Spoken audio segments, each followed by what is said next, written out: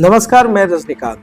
साथ में आप सभी का बहुत बहुत स्वागत है। बिहार में यात्राओं का दौर जारी है। एक तरफ प्रशांत किशोर तो दूसरी तरफ तेजस्वी यादव और तीसरी तरफ अब जो है केंद्रीय मंत्री गिरिराज सिंह यात्राओं का दौर शुरू कर चुके हैं। और क्या कुछ चल रहा है पूरे बिहार में, यह काफी दिलचस्प होता जा रहा है, क्योंकि तेजस्वी यादव जिस परिपक्वता के साथ अब संवाद यात्रा कर रहे कार्यकर्ताओं का, इसको एक डैमेज कंट्रोल का एक्सरसाइज भी माना जा सकता है। क्योंकि पूर्व में जितनी भी यात्राएं रही है तेजस्वी यादव की, वो कंप्लीट नहीं हो पाया, कारण चाहे कुछ भी रहा हो।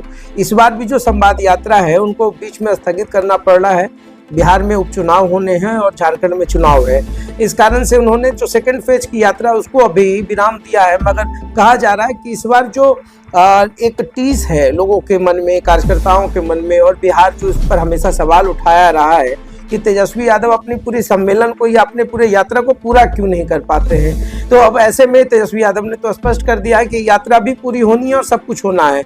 अब जो पहले की तरह अगर देखा जाए तो इस बार जो परिपक्वता देखने को मिल रहा है, या जो मैच्योरिटी लेवल कहा जा सकता है तेजस्वी यादव का, वो काफी डिफरेंट फेज में है। अब वो कार्यकर्ताओं को भी सुन रहे हैं, उनकी बातों को भी सुन रहे हैं, समझने की कोशिश कर रहे हैं। क्योंकि पिछली बार जो लोकसभा चुनाव हुआ था उसमें कार्यकर्ताओं और बड़े जो नेता हैं उनके अंदर का जो रोष रहा है, कहीं ना कहीं उसने पूरे रिजल्ट्स को इफेक्ट किया है। और इस चीज़ का एहसास होने के बाद तेजस्वी यादव को लगा कि क्यों ना एक कार्यकर्ताओं के साथ संवाद किया जाए, सम्मेलन किया जाए, बात की जाए, ताकि आने वाले विधानसभा चुनाव में वो अपने चाचा यानी नीतीश कुमार को टक्कर दे सके। क्योंकि बिहार में अब कभी भी विधानसभा चुनाव का बिगुल बच सकता है।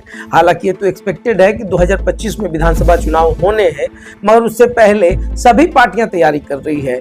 और जहां भी तेजस्वी यादव जा रहे हैं उनके कार्यकर्ता अब खुले मन से और खुले मंच पर हर कुछ बयान कर रहे हैं, बताने की कोशिश कर रहे हैं कि अगर कार्यकर्ताओं के साथ उनका संबंध या उनका कोऑर्डिनेशन या उनको इग्नोरेंस की भाव का एहसास होगा तो फिर इसका असर जो है विधानसभा चुनाव पे पड़ सकता है। और इस चीज को इस बार तेजस्वी यादव ने बाखूबी समझा है। और इधर दूसरी तरफ उनकी जो बहन है रोहिणी आचार्य, जिनका रीच काफी अच्छा है कार्यकर्ताओं के साथ, सारण में तो वो डेरा डालकर बैठी हुई है, सब कुछ है। कहीं उनकी यात्रा और तेजस्वी की यात्रा अगर दोनों मिल जाए तो कहीं अन्य पार्टियों को ओवरशैडो ना कर दे, इसकी भी चिंता विपक्ष को है। तो कहीं ना कहीं इस बार तेजस्वी यादव की जो यात्रा है, संवाद यात्रा, एक नए फ्लेवर में है, एक नए फ्लेवर में है। कार्यकर्ताओं के साथ अपनेपन का एहसास कराने की कोशिश कर रहे हैं। तेजस्वी यादव महिलाओं को भी तवज्जो दे रहे हैं। कुल मिलाकर के जो फार्मूला चाचा का रहा है उसको अपनाने की कोशिश कर रहे हैं। जिस प्रकार नीतीश कुमार महिलाओं को सबसे सशक्त करने की बात करते हैं, तेजस्वी यादव भी अब महिलाओं को तरजीह देने लगे हैं, पुराने कार्यकर्ताओं को सुनने लगे हैं। क्योंकि यही तो शिकायत रही है कार्यकर्ताओं की। रूट लेवल पे जो कार्यकर्ता काफी लंबे अरसों से राजद के साथ जुड़े रहे हैं, उनकी यह अक्सर शिकायत रही है कि टॉप लीडरशिप उनकी बात को नहीं सुनता है। मतलब लालू यादव के समय में कार्यकर्ता काफी क्लोज हुआ करते थे, मगर तेजस्वी के साथ कुछ दूरियां जो है वो कहीं ना कहीं सभी के मन में चुभ रही थी, उसको दूर करने की कोशिश की जा रही है। तेजस्वी के साथ साथ में रोहिणी का भी जो मोर्चा है वो भी काफी मजबूती देगा। तो विधानसभा चुनाव में क्या कुछ होना है, क्योंकि तेजस्वी यादव ने तो स्पष्ट कहा है कि वो उनकी अगर सरकार आती है तो सबसे पहले वो जो खूनचुसवा मीटर या जो चीटर मीटर की बात कर रहे हैं, ये जो स्मार्ट मीटर है इसको हटाएंगे या उसमें एक नया बदलाव होगा। शराबबंदी पे बदलाव करने की बात कर रहे हैं, बहुत सारी बात है, रोजगार की बात कर रहे हैं। तो कुल मिलाकर के तेजस्वी की यात्रा को एक एक्सरसाइज के रूप में देखा जा रहा है, जिसको डैमेज कंट्रोल भी कह सकते हैं। बाकी रोहिणी आचार्य तो सारण में मस्त है और सभी लोग पस्त हैं।